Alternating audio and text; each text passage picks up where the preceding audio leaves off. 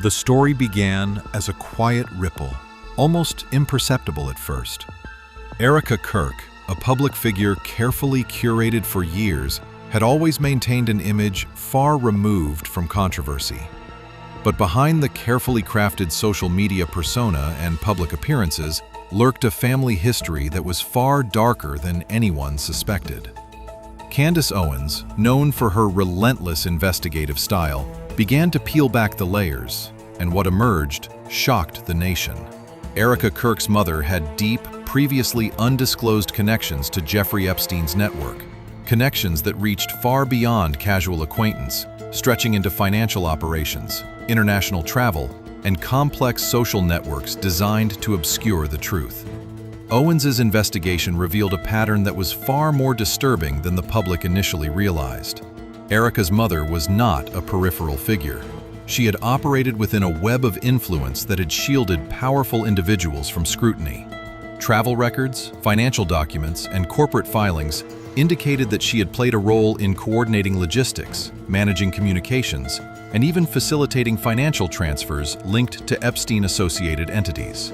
Every transaction, every recorded interaction, painted a picture of a family intricately tied to one of the most notorious criminal networks in modern history. The implications were staggering. Experts in political and financial networks explained that families like Erika Kirk's often serve as intermediaries in highly sensitive operations. Using trusted family members as buffers is a classic tactic. It shields decision-makers while embedding accountability into those closest to them.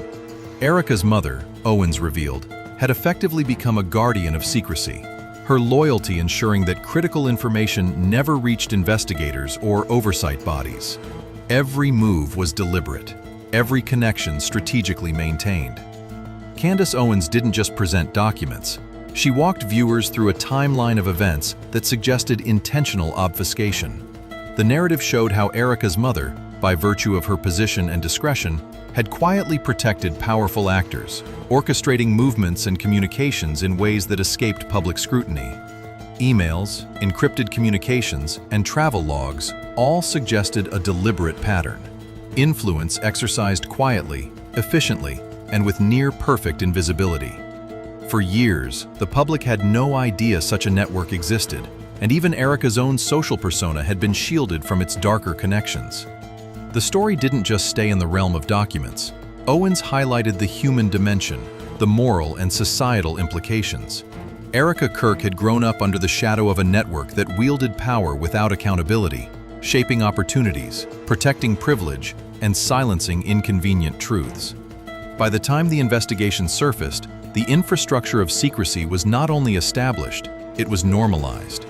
The family of spies, as Owens described them, operated quietly, but their impact had been felt in courts, financial institutions, and political arenas, with decisions influenced without the public ever knowing. Public reaction was instantaneous. Social media exploded with hashtags dissecting Erika Kirk's family connections. Threads analyzing travel logs, financial statements, and corporate affiliations went viral. Mainstream media, initially cautious, began to cover the revelations, confirming key details and raising questions about the depth of Erika Kirk's mother's involvement. Investigators and watchdogs emphasized the broader implications.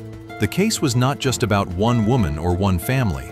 It was a stark example of how power can operate through carefully constructed networks of secrecy, often invisibly to the citizens the institutions were meant to serve. As Owens laid out her evidence, the narrative became even more disturbing. She traced connections between Erika's mother and financial institutions, offshore accounts, and individuals who had previously been linked to Epstein's broader operations. Legal analysts noted that these were not casual associations. The patterns suggested coordinated oversight and protection.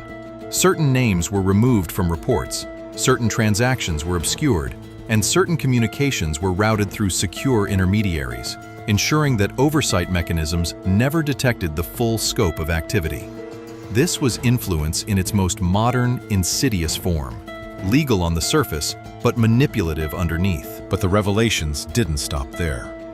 Once Owens's investigation began to circulate, other connections started to emerge almost immediately. Analysts traced financial transactions, corporate filings, and travel logs that indicated Erika Kirk's mother had been part of a broader network.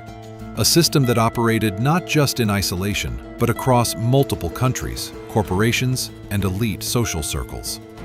Each uncovered document acted as a breadcrumb, revealing a meticulously maintained web of influence that had quietly shaped outcomes for years. Experts in investigative journalism and political finance emphasized the significance of these findings. They noted that Erika Kirk's mother's actions were emblematic of how modern networks of power operate: subtle, interconnected, and almost impossible to dismantle without careful investigation. This wasn't simply about unethical behavior, it was about strategic orchestration. Transactions were routed through shell corporations. Communications were encrypted and segmented. Evidence trails were designed to vanish just when oversight threatened to uncover them. And yet, Owens's persistence had broken through the first layer of protection. The public reaction was overwhelming.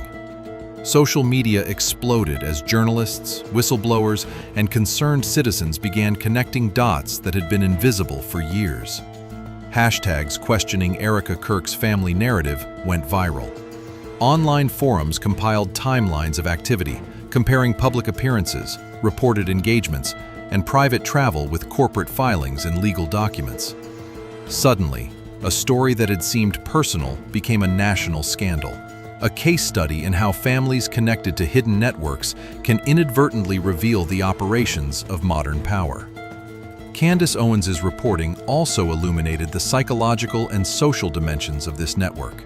She explained how families embedded in elite circles are trained to protect information, maintain appearances, and ensure loyalty at every level.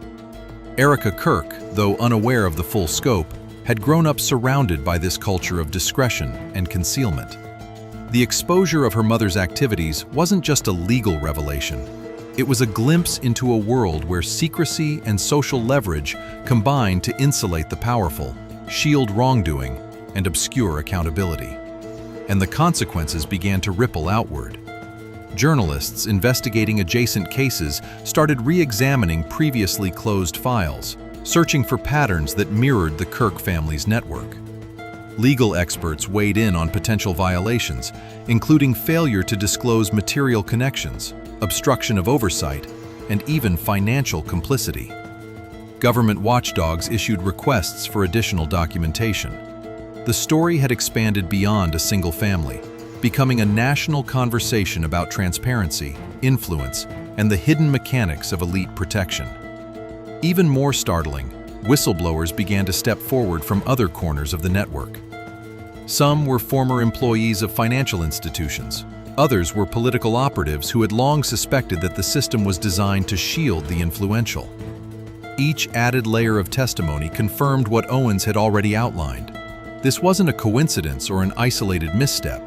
It was a pattern, a blueprint for how secrecy and influence operate in modern society. By this point, it was clear that Erika Kirk's mother was no longer merely a figure of interest. She had become a symbol of how networks operate in the shadows, how influence can be exercised quietly but devastatingly, and how ordinary citizens can remain blind to these operations until someone shines a light on them. Candace Owens's work had not only exposed a single truth, it had ignited a broader movement toward accountability. And yet, the story underscored a sobering reality. While exposure brings attention, it does not automatically dismantle entrenched systems. Networks adapt. Protections evolve. Individuals learn to hide more cleverly.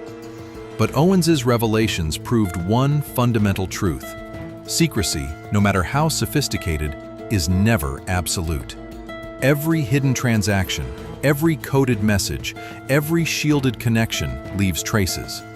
And once those traces are discovered, the illusion of invulnerability collapses.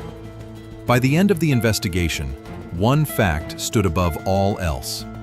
Erika Kirk's mother, once an invisible operator in a carefully managed network, had been unmasked.